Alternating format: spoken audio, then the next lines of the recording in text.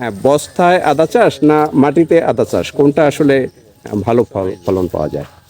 আহ, হয় কি মাটিতেও ভালো হয় না, আমি যে মালচিং দিয়ে যেটা দেখছেন যেটা করছি, ওটা ছাওয়া জায়গা একদম, ওটা আমার মানে ফেলিতে যায় মানে অপ্রয়োজন, মানে যেখানে কোনো কিছু হবে না, অনাবাদি জায়গা বলা যায়, এরকম জায়গাটা কিছু চাষ করছি। কিন্তু ওটা মনে হচ্ছে যে ওটা রেজাল্ট ভালো হয়েছে, সাইজটা ভালো ছিল।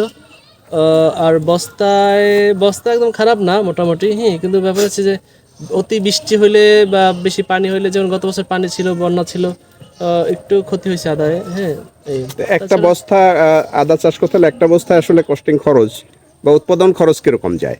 একটা বস্তা, আপনার বস্তা যদি 5 টাকা হয়, তো মাটি মিলাইয়া আরো 20 টাকা 25 টাকা খরচ আছে বস্তা 25 টাকা। তা কিরকম পরিমাণ আদা পাওয়া যায়? একটা বস্তা আধা কেজি 600 গ্রাম। আদা কেজি 600 গ্রাম। বাজার মূল্য কত বর্তমান? এখন আছে আপনার 150 টাকা কেজি আছে, হ্যাঁ, 150 টাকা কেজি হলে সেক্ষেত্রে 75 টাকা। 70 টাকা এভারেজ 75 টাকা খরচ যায় হলো আপনার। খরচ, আপনার 25 টাকা খরচ যায়, 25 25 টাকা। টাকা।